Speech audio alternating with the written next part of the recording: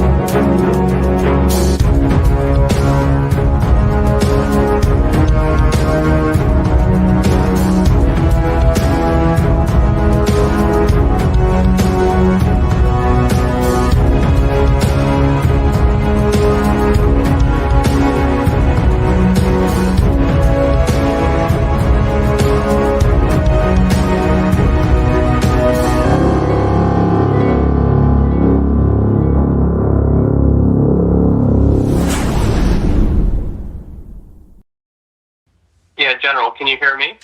This is Joshua Mazurvi from the Heritage Foundation. Great. Yes, I can hear you. Okay, great. Well, welcome. Really pleased you can join us this morning. I'm just going to get us started right away if you're ready, General. Yes, I am ready. Thank you very much. Okay, super. Well, welcome everybody. My name is Joshua Mazurvi. I'm a research fellow for Africa at the Heritage Foundation.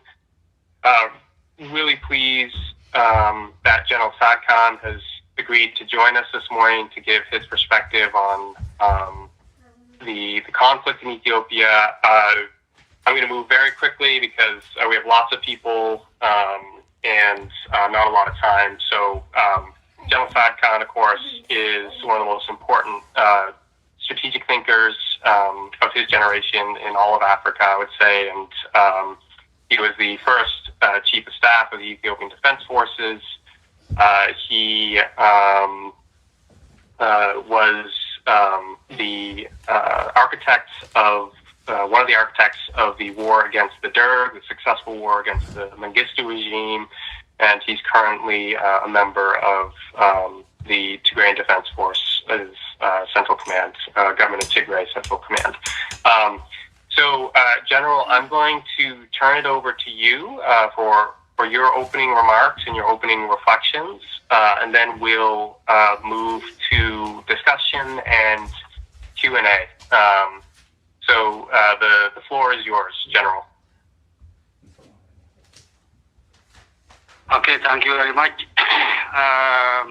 Thank you for the introduction. As you have suggested and as the format of the discussion, I will give a brief discussion of what is on the ground with regard to the war that is being waged. It's not an ordinary conflict, it's a huge war. And at the same time, I will discuss some issues with regard to the peace process, and then there will be a question and answer session. First, what I would like to say is say something about the situation on the ground with regard to the war. This meeting is being recorded and or transcribed. Resumption of war started a month and a half ago. There were various fronts that the war was being conducted. At this time, the main effort of the government of Ethiopia and government of Eritrea jointly has concentrated mainly on the southern front, starting from Waldia up into Tigray, and western front, which is from western Tigray, Walkait, Badime area to Ndasilase, to Shire Ndasilase. Their target is to reach Shire Ndasilase. In this, all Ethiopian forces, there are 8 commands in Ethiopia. One command consists 3 corps and one corps.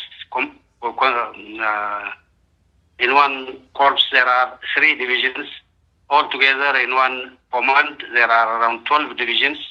There are 8 commands in the Ethiopian army currently, besides the commando and Republican Guards. And in addition to this, there are around 19 divisions of Amhara Special Forces. All those forces are fighting now against the Tigrayan government, Tigrayan authority. 5 of the commanders are in Western Tigray, out of which 3 are attacking Tigray from Ertra,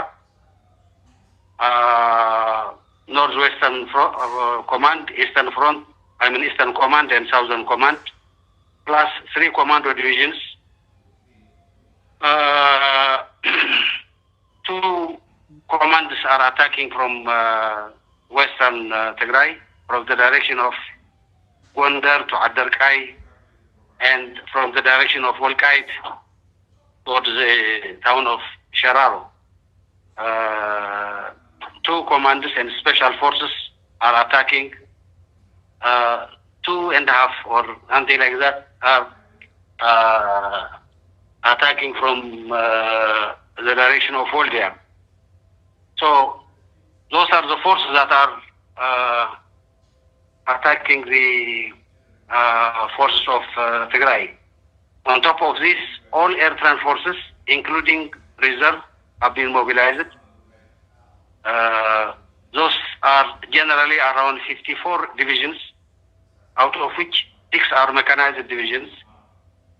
Around half of all those forces are, around 24 divisions, are attacking Tigrayan forces from Western Tigray in coordination with the Ethiopian forces. Around 5 to 6 divisions attacked from the Eastern Front, from the Barahale direction towards Mekelle. And I think you might have heard what has happened. This force has been temporarily neutralized. Whether the Eritrean forces will continue to mobilize forces in that direction and attack Mekelle is something that we are going to see in the future. The rest of the forces of Eritrea are in the highlands of Eritrea, around Zalambesa, Tarha, and Mandafara, Adhuala direction. In the whole war, the main support of mechanized forces is from Eritrean forces. The Eritreans have relatively more mechanized units, more tanks and more artillery. They have a huge arsenal of ammunition. They don't have any problem because they have taken a lot from the Ethiopian army, and they are being replenished continuously from Addis Ababa. Logistical support is from Eritrea. Aerial support, we have to confirm yet, but including drone support is coming from Asmara, from Eritrea. Command both as a strategic and operational level is mainly vested on Eritrean generals. So the main architect and implementer of this war is Eritrea, the Eritrean government, with the permission, close coordination, and invitation of the Ethiopian Prime Minister.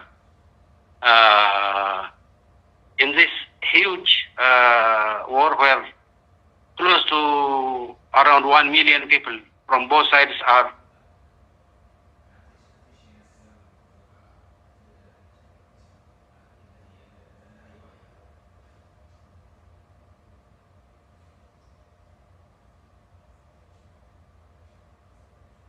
General, you just went on mute. So if you could unmute yourself. How about now? Is it okay? Yeah, perfect. You cut off right after you said there was 1 million men mobilized on each side. Yeah, roughly around close to 1 million, out of which close to slightly less than 1/4 are forces under TDF. The rest are from the other side. In this huge war where we are blocked 3 years. Tigray was blockaded 1 year before the war, and it has continued, especially after the government of Tigray controlled Mekelle. We are left alone with no other option except to fight for our survival.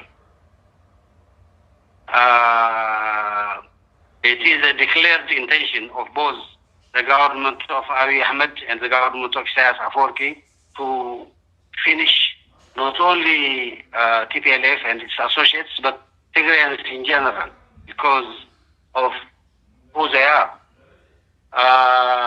This war is, in my opinion, a regional war. It has extremely far-reaching implications. If they get their way, the whole geopolitical landscape will change. Isaias will be the boss of the region. He has already brought Abiy Ahmed into his pocket. Abiy Ahmed doesn't have any other alternative except obey what Isaias has tell him. It is public secret that Isaias' next target is Sudan. So the whole region, if Isaias could break the resistance of EDF and the Tigrayan people, he is out to dominate the region and implement his version of governance, which is very much known. I don't need to go into that detail. So this is the consequence. And on the other hand, if the Tigrayan resistance prevails, there will be a chance for the region to restructure the whole politics in a way that benefits the general public, all Ethiopians, including Eritreans as well. So it has far-reaching strategic implications in shaping the geopolitical situation in this part of the world where, as it's known, this region is situated in the western part of the Red Sea. The strategic significance of the Red Sea is very much known. I don't need to go into that detail. Above all, even if they win, even if, which is not a foregone conclusion, which is difficult because we are fighting for our survival and we'll fight on how we know to fight. But hypothetically, if they win, there will not be peace. Almost half of Ethiopian defense forces are in Eritrea.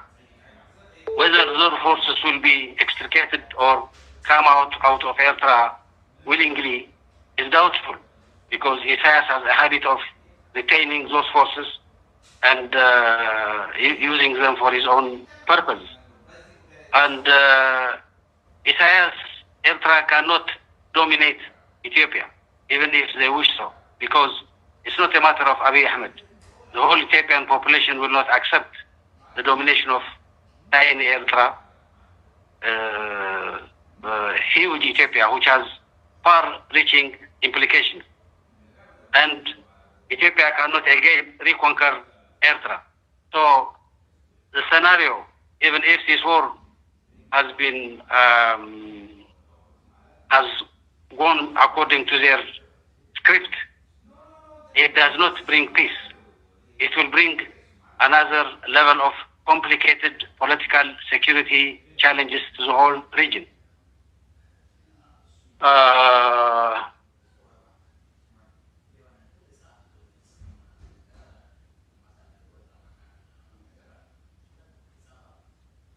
Of course, there are other actors in the region which have come to this region as well. For example, I don't think anybody could predict clearly what the role of the Russians and the Middle Eastern countries will be in this part of the world, because there is a relationship, established relationship. They have their own national interests and geopolitical interests. They will try to use Isaias as a vehicle to further their interests in the region. So not only there will not be peace in the region, but it will be an internationally complicated geopolitical situation because of the strategic nature of the areas that we are talking about. So if I say this much about the nature of the war, who is actually leading and the architect of the war, the next issue will be how do we extricate ourselves from the current predicament that we are in. For us, Tigrayans, peace is a strategic choice because of what we are, who we are, where we found ourselves to be. Only we demand that there is a credible and impartial peace process. We don't want to be controlled and dominated by other forces. We want to have a fair share of our role in the political dispensation of Ethiopia. But the current arrangement is such that the desire is to not only dominate and control Tigray, but exterminate the population. I'm not talking to exaggerate the situation. They have done it in the past. They will continue doing it in the future. They are doing it currently in the areas Eritreans and Ethiopians control in western Tigray, in Adiabo.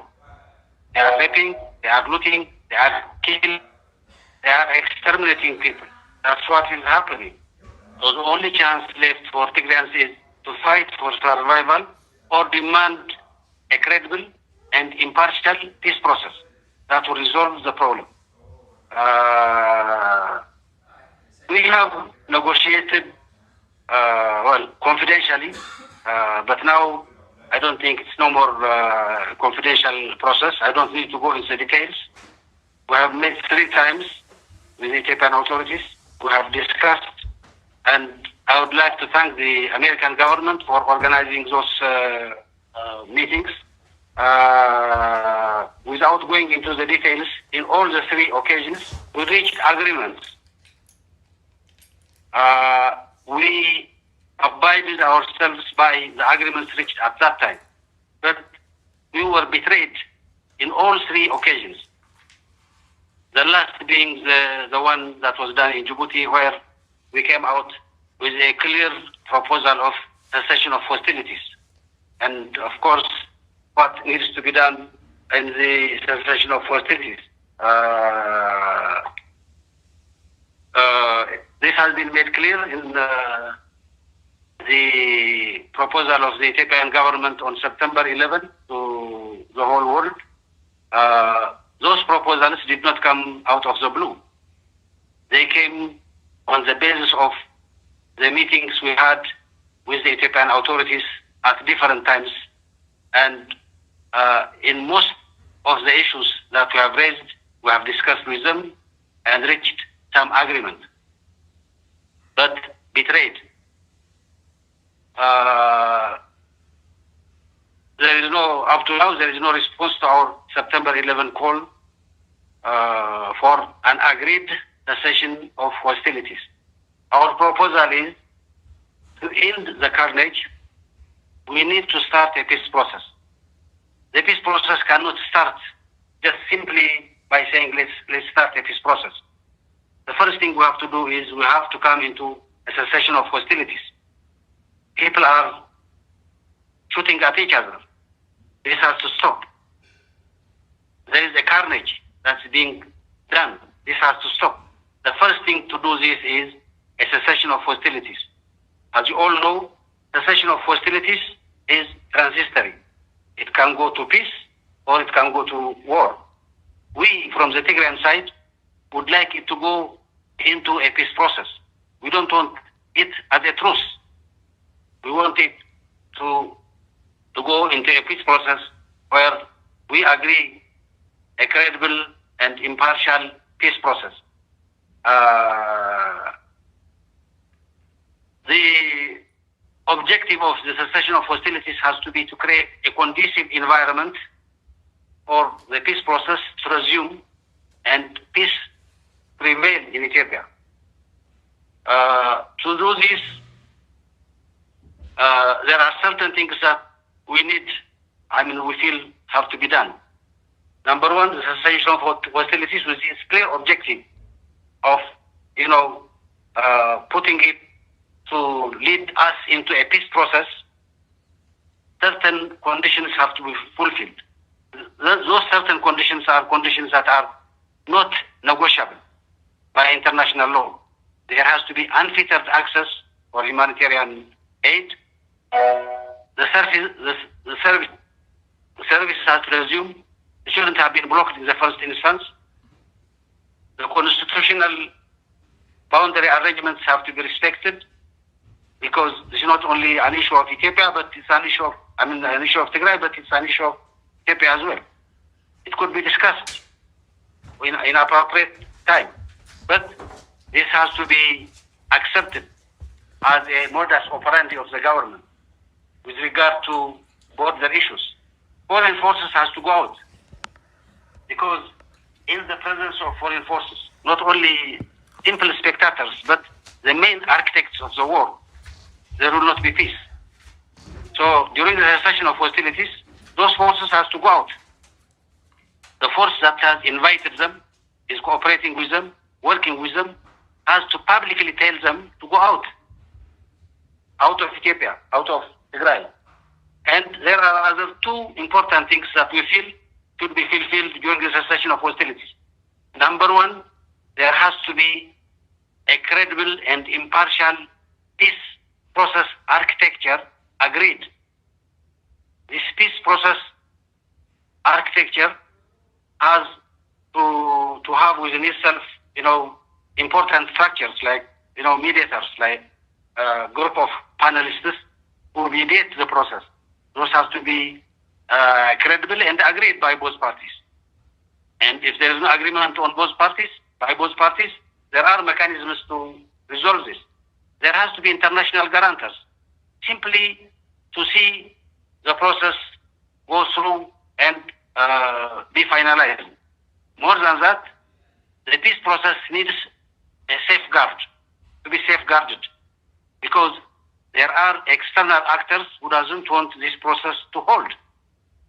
The international guarantors have to give guarantee to the whole peace process, and at the same time secure the peace process itself, diplomatically, economically, whatever it takes. There has to be international experts who advise on the integrity of the peace process. There has to be a monitoring and verification mechanism to see that agreements are carried out properly. When we say this, we are saying we are ready to commit ourselves to such an arrangement. We would like the international community to commit to such an arrangement as well. We would like our partners, if they are serious, to commit to such an arrangement. A credible, impartial, properly designed and agreed peace process architecture, we feel would help us resolve this process. Once this is agreed during the cessation of hostilities, there has to be some kind of a declaration of principles as well, which directs the trajectory of the peace process. The parties have to agree to certain principles to go into and respect in order to continue the peace process. Those are the demands you ask. We feel those demands are not only fair, but at the same time, it demands us to be committed to the peace process. There is, there is a propaganda activity that tells, the Tigrayans know how to fight, they don't want to go to peace. Well, given our circumstances, if we are forced between subjugation, control, we'll fight. But we would like to have a fair and credible, impartial peace process, internationally designed and accepted, and we would like to abide ourselves by that process, and will accept whatever comes out of that process. We made this clear. The Ethiopian government rejected it. They told us they didn't want to go into cessation of hostilities, and they didn't respond to our call. After after the cessation of hostilities and what needs to be done within a certain period of time during the cessation of hostilities, then we can have a robust, credible, impartial peace process. We are ready to commit ourselves to such a process. We are ready to commit ourselves to an agreed cessation of hostilities. I would like to say something about, the Africa. We have agreed on African-led process, but this shall not be, meant a carte blanche to African Union to impose whatever they think is a proper peace process upon us. It has to be discussed and agreed between the parties, not only between us, but between us and the Ethiopian government as well. Up to now, we haven't heard anything from the African Union. Nobody has contacted us. Rather than designing a robust, credible, impartial peace process, the issue has become Mr. Obasanjo. Our misgivings on the African Union and our opinion on Mr. Obasanjo has been made clear. With all our misgivings, we have accepted the Continental Organization, but we haven't changed our position on Mr. Obasanjo. We don't want to make Obasanjo an issue. What we are saying is, let's have a credible, impartial, robust peace process architecture in place, and then we take it from there. And there are modalities and traditions for this kind of a process to be put in place.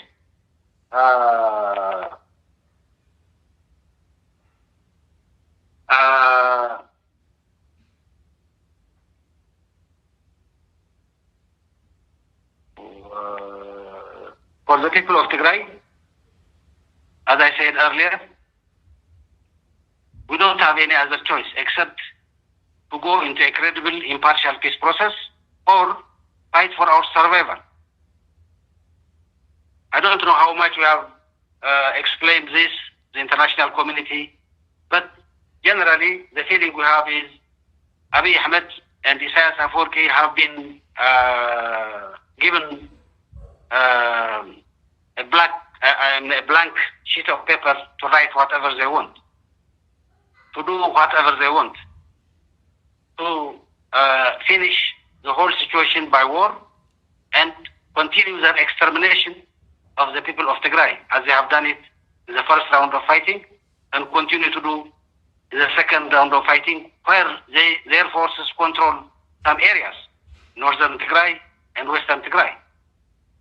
So we don't want this to continue. If this is a choice, we don't have any other choice except to fight. But we are demanding the international community to have in place a proper, credible, impartial peace process, as I explained earlier.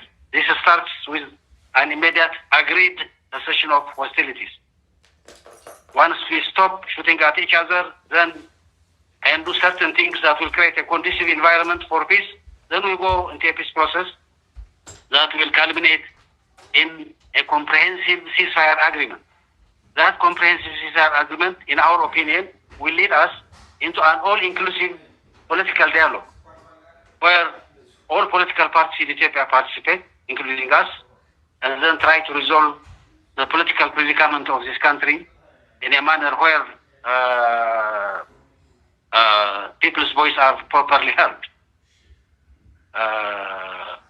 Whether the current Prime Minister will continue as a Prime Minister or not is up to the people of Ethiopia. They have to choose their leader, and that's how it should be decided. But one thing that has to be clear is the fate of the state of Ethiopia and the fate of one leader are two different things. The fate of the state of Ethiopia is now under serious jeopardy. We are begging, let's go into a peace process and try to save the state of Ethiopia.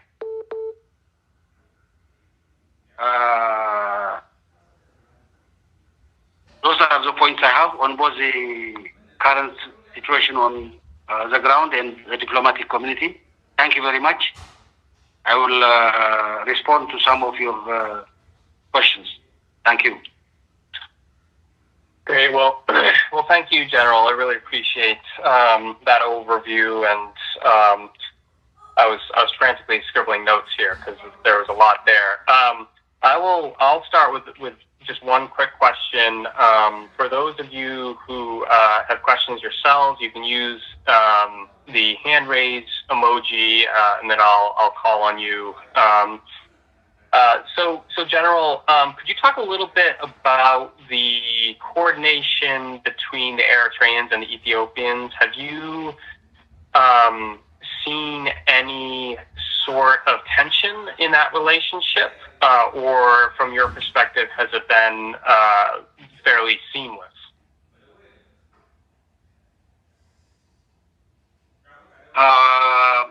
Well, there are reports that we get. There are tension at the operational and tactical levels between the Ethiopian army and the Eritrean army. But for me, with regard to the bigger picture, with regard to the strategic alignment, as long as Isaias and Abiy are in power, I don't think that will matter much. The military of both countries do whatever they are ordered to do, and they are doing that. Whatever small tension or disagreements might be there, at present are inconsequential. So that's how I see it. Great, thank you. So I'm going to start calling on people for questions. Please identify yourself before you ask your question. I also just wanted to remind people, as I stated in the email, this is on the record and it is being recorded. So just a reminder for you all. So we will go to Tibor. Okay, General, thank you very much again for joining us. Josh, can you hear me? Okay. General, from your description of the military situation, I can imagine that Prime Minister Abiy and Isaias would feel like that they have an advantage, and every day goes further to their advantage. Can you realistically anticipate that there is a way open for the Tigrayan forces to still have a victory, or at most to protect Tigray? I mean, we all know how difficult the terrain is in Tigray and how impossible it is for a invading army to hold it. So if you have to maintain the military posture, are the Tigrayan defense forces capable of doing that? Again, thank you for joining us. Over.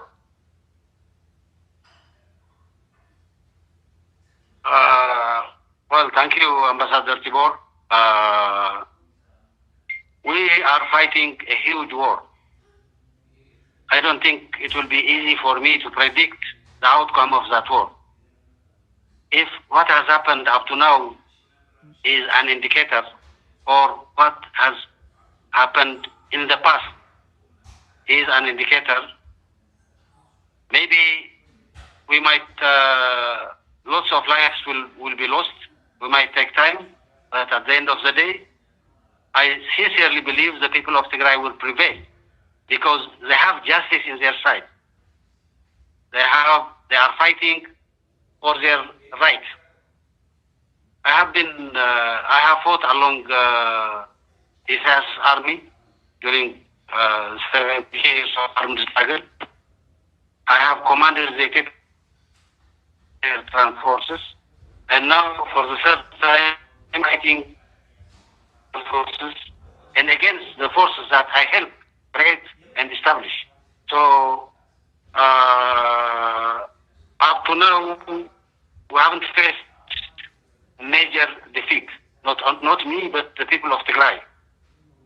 There is no reason why we don't be victorious in the future as well. What are we going to do? I think the Tigrayan people have a way of adapting themselves to the current situation because they don't have any other choice.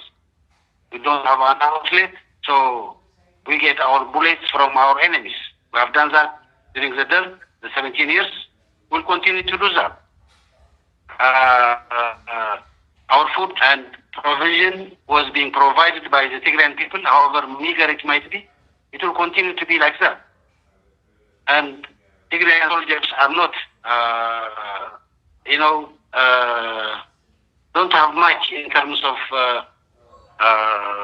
luxuries, if I may call it that way. So, lots of lives will be lost. It will be bad. So it's better to go into a peace process and resolve it peacefully. But if we have to fight, we know how to adapt the fighting and we'll continue fighting. And at the end of the day, since we are fighting for justice, for our rights, for equality, the Tigrayan people didn't ask for anything. They just elected their own government, and Isaias and Abiy came and started the war. It's not whether the first bullet was shot by Tigray or doesn't matter. The strategic preparations were finalized. So the choice for the people of Tigray is to fight and survive or succumb. And in this situation, it's not the ordinary type of,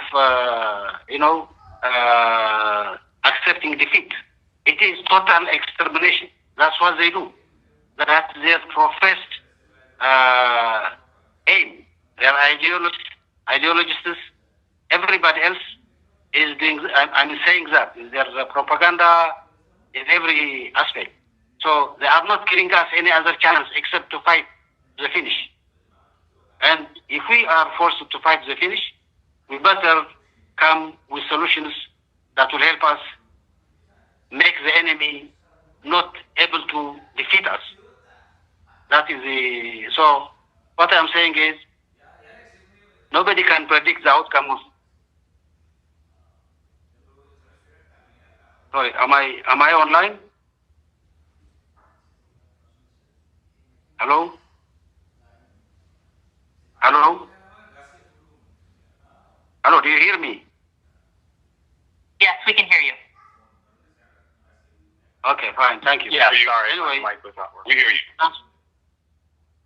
That's why what I would say. We have to adapt based on our experience so far, and then try to survive as people, even when we are left alone by the international community. That's the case up to now.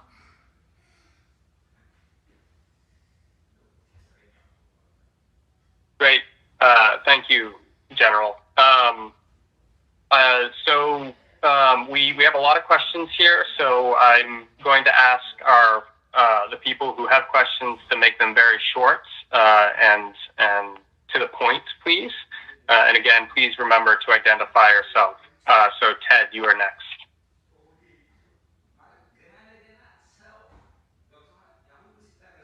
Thank you, Joshua. My question will be very brief. My name is Tewodros Turfe. I am the chairman of the Amhara Association of America. It's an advocacy group here in the United States. General ጻድቃን, the TPLF's most recent statement on cessation of hostilities, the TPLF has no longer set preconditions on the issue of Volkite. We believe this is a positive development and hope this is a sign that TPLF has finally accepted the current status quo and historical administration of Volkite and Raya. As an organization, we have issued multiple statements condemning all human rights violations by all belligerents and have demanded unfettered humanitarian access for all Ethiopians.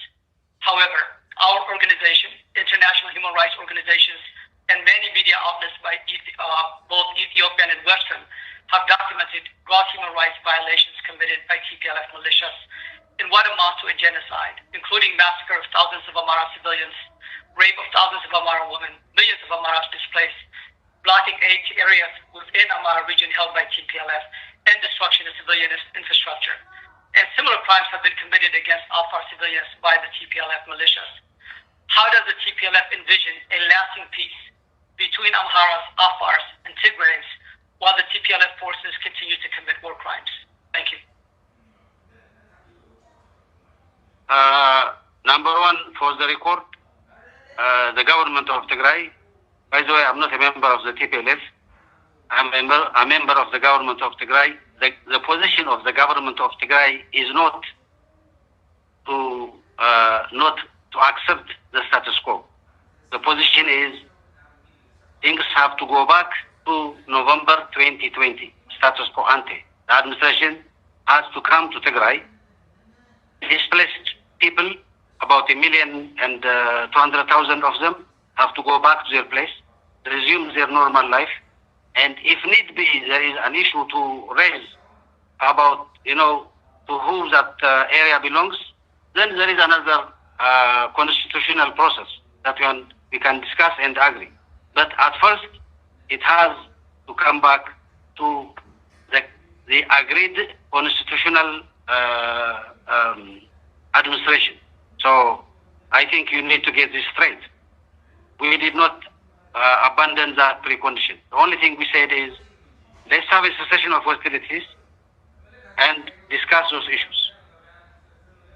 Second issue is, you can talk a lot about atrocities committed by the Tigrayan forces. I'm not here to enumerate this or that, but the position of the government of Tigray and the position of the leadership of TDF is, let's have a credible organization to verify who committed what kind of atrocities. We have been calling for an international investigation on this issue. If we are found to be guilty, we will live up to it. But we are very confident what our forces have done.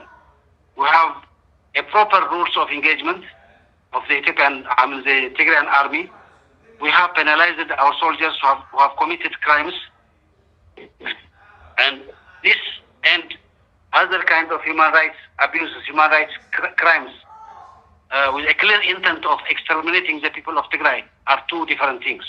In any case, I'm not here to argue whether we have done this or that, but our position is, let credible international investigators come, investigate it, and then let the guilty party be known. It is the Ethiopian government who is refusing this, not the Tigrayan government. That's what I would like to say. Thank you, General. So, Sina, the next question to you. Thank you so much.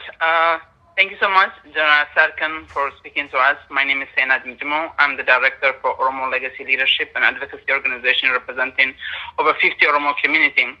First and foremost, I wanted to say that our sympathy and heartfelt pain to the people of Tigray is the number one thing I want to restate. We feel the pain. We've seen the atrocity the Ethiopian government, along with the Amhara regional government, Amhara Fanos, and Eritrean soldiers have committed to your people, that I myself, I cannot imagine the pain your people feel. And I appreciate that you're speaking here and telling us, although my people itself is the victim to TPLF, but what's happening to the people of Tigray, it is unimaginable. And your survival is a miracle. May God be with you guys. So my question quickly is, one, why do you think, the U.S. government have not really pushed the Ethiopian government to keep the bargain? 3 times, you say that they made a deal. Second, quickly, is the Amhara Fanos. Just this week, over 100 Oromos were killed by Amhara Fanos. Amhara Fanos are accused of genocide in Tigray about a year ago. Right now, there seems to be division, but they have focused their atrocities into Oromia. They've done hundreds of people. They have killed hundreds of people in other regions than Tigray, then back to Oromia. So, what's with your analysis? Because you have not really called out much on the Fanos recent involvement. The third question quickly is about the TPLF and oil-laced relationship. What the arguments is there? If there's something that you can say. And again, thank you so much, Josh, for the opportunity. Well, thank you very much for the sympathies that you have expressed to the people of Tigray. I really appreciate. With regard to the issues of the relationship of OLA and TDF, this has been forged some years and a half ago. If at all there is anything, this tells that the Tigrayan authorities and TDF are trying their best to save the state of Ethiopia on the clear understanding and participation of all Ethiopians. That's the whole purpose. This goes to the Amharas, to all sorts of people in Ethiopia. You know, in my opinion, there are two clear trajectories of state building in Ethiopia. One is the multinational federal democratic system, which has been established by the victory of the APRDF, with all its problems and excesses. But the trajectory is Ethiopians have to govern their own affairs by themselves and then cooperate in building the Ethiopian state together. The other one is they say, no, we have to have a centralized state where other people shall not be allowed to administer their own affairs by themselves. There is a fight between those two ideologies. And this can only be resolved by peaceful process, by peaceful election. If the Ethiopian people elect, not by force, but by voluntary democratic process to go into a unitary system, then that's one way of building the Ethiopian state. Or the other one is the other aspect as well. I know what I would like to say is the relationship of the OLA and the TDF or the Tigrayan authorities is based on this multinational federal constitutional arrangement, and it will continue to be so. This does not exclude anybody.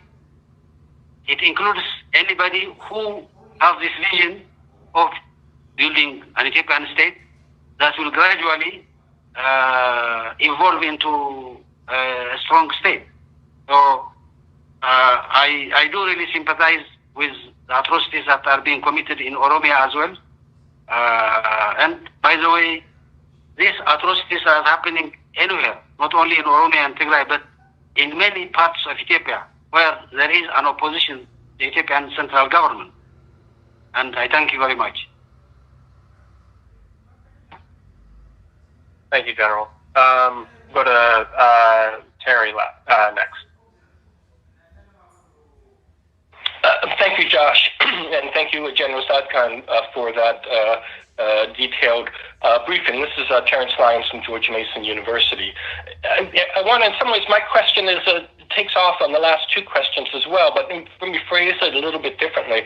What I kept writing down when I was listening to you and then underlined and then put stars next to was the phrase credible, impartial, and robust peace process.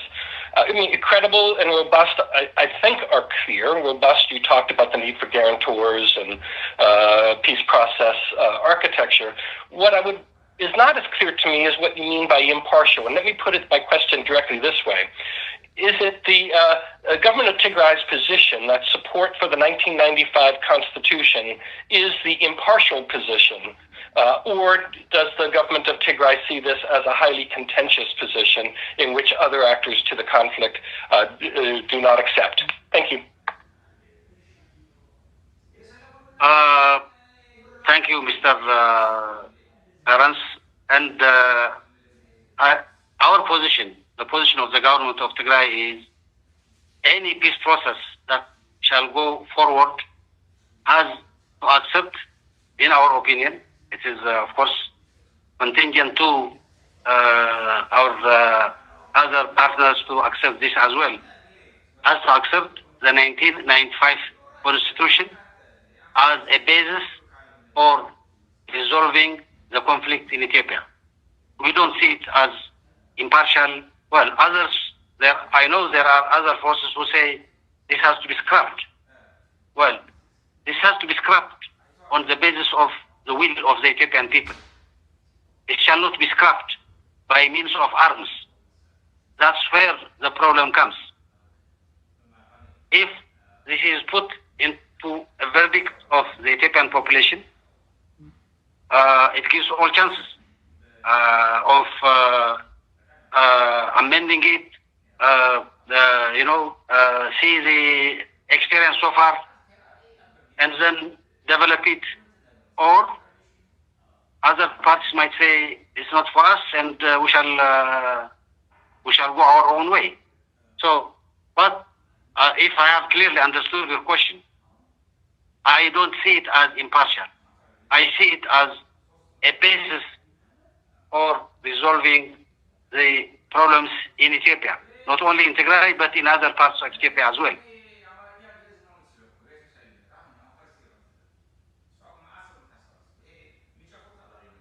Okay, thank you, General. So we have 2 minutes left in our allotted time here. General, do you have an extra 5 minutes to spare if we go a little bit long? Fine, go ahead. Okay, great, thank you. So Johannes, you're next.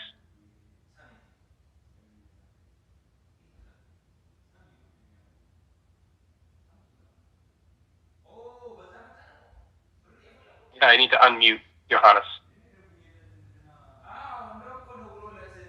All right, thanks, Josh, for the opportunity, and please allow me to use this opportunity to thank General Tsadkan for his time as well. First of all, my sympathy also goes to the our people of Tigray, but particularly General Tsadkan, I would like also to take this opportunity to witness your commitment to a peaceful resolution of the crisis when it all began. And I'm extremely happy to see you as one of the negotiators along with Haritej in this process. And it is my prayer and my hope that you will help the international community as well to make sure that this crisis to be peacefully resolved. Quickly, my question to you, General Tsadkan. What do you think is the international community taking so much long in helping this process to end and resolve it peacefully? Do you think the international community, whether the African Union, United Nations, Security Council, are they all coordinated to approach this process and to end the war, or everybody has different agendas? If they do have different agendas, what is their agenda in the whole? Do they have a clarity that they are guided this approach? Because they are not really coordinated, then I think what would be your advice to this international community in this process? That's my first question, General Tsadkan. And I'm extremely again happy that to hear you say how committed you are not only to address the issues in Tigray, but also overall in the country. Your commitment to saving Ethiopia is really, really highly appreciated. And I would like to take this opportunity, General Tsadkan. What would you say to the people of Ethiopia, not just the few people, but I think the majority of Ethiopia who are committed to see a peaceful resolution? How do you want them to support this process so that at the end of the day, we have an Ethiopia that we all wanted to have? So these are just my couple questions to you, General Tsadkan.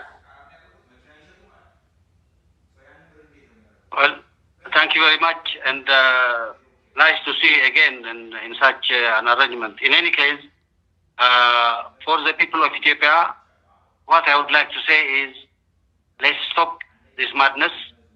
Let's stop this war. Let's agree on cessation of hostilities and discuss our differences, resolve our differences peacefully. I very much know there are so much divergent opinions on the future of Ethiopia, how the Ethiopian state should be managed and developed. This is something that we have to discuss among ourselves and resolve it peacefully. We might not agree on all issues, but as normal in the rest of the world, if there is a genuine participation, then the other issues on the basis of the current constitution could be resolved. I don't need to go into the details of the political discussion because that's a huge issue that has to be faced when we reach there.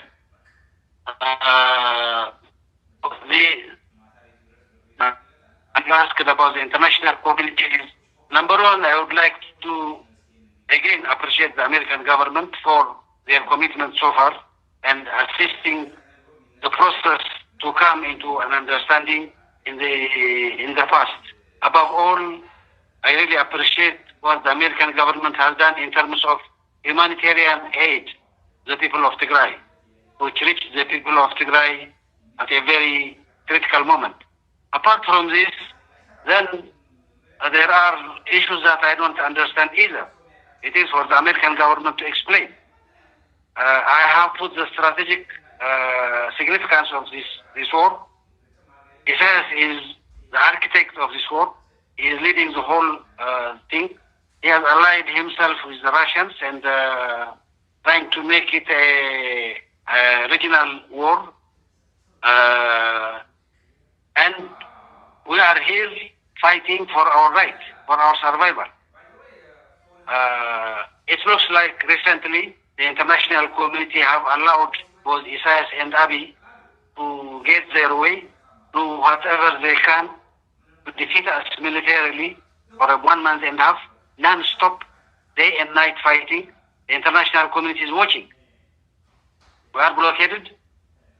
We have no outlet. We don't have any resources, but this has continued. Why is the international community, we have clearly put our proposal on a peace process to start from a cessation of hostilities and then continue the next process. But there is no strong reaction to make it happen. Why is that so? I don't know. It is for the international community to respond, to see, and do something. And actually, to be honest, I feel this kind of interaction will help in forging opinions towards peace. That's what I can say. Thank you, General. Okay, so we're to our very last question here. Berhanu, you get to do the honors for the last question. Thank you, John. I don't hear you well. Is it okay now? That's better, yes. Okay. First, General, thank you for your time. Knowing you can see me, you recognize me or not, knowing your position before, I'm sorry that you are trapped in this situation. Because you were a peacemaker, not a general before the war. Having said that,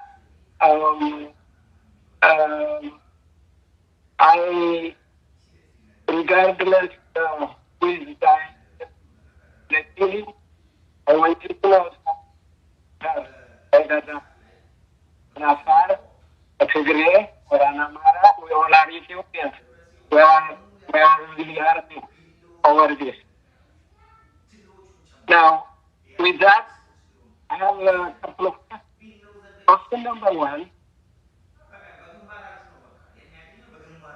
some of the conditions you said of the peace process in what, such as the 2020 and some other.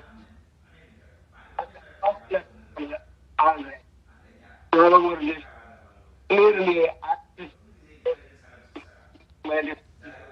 our people. Yeah, Berhanu, I'm sorry. It's very difficult to hear you. Can you get as close to the mic as possible, maybe, and just very quickly give your question? Okay. Can you hear? No. No? I think you're having a microphone problem, perhaps? Yeah. I'm sorry, I can't hear him as well. Yeah, I don't think anybody can. Rohanna, do you want to try one more time? And if that doesn't work, we'll just have to wrap up, I think. Well, I tried.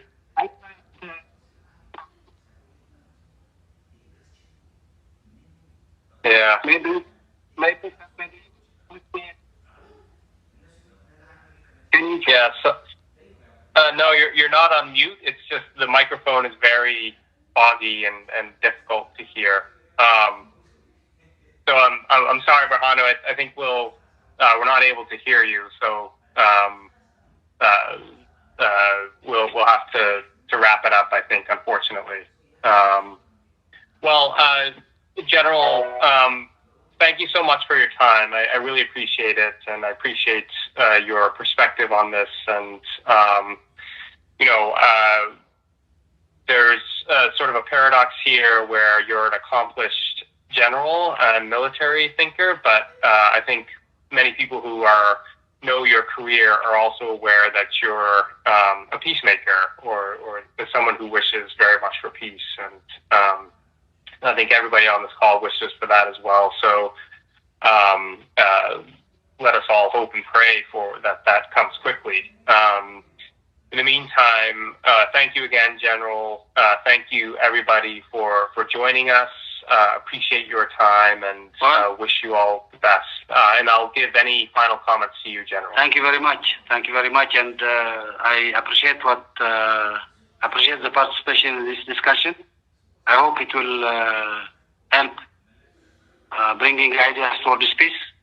Thank you. Thanks, General. And thank you, everybody who joined. Thank you, John. لو تغينا مزيس كنو فلنا نفريه بنا كنتبع لنا سبسي أي تفرحي نحق فرح نزقيه فرحي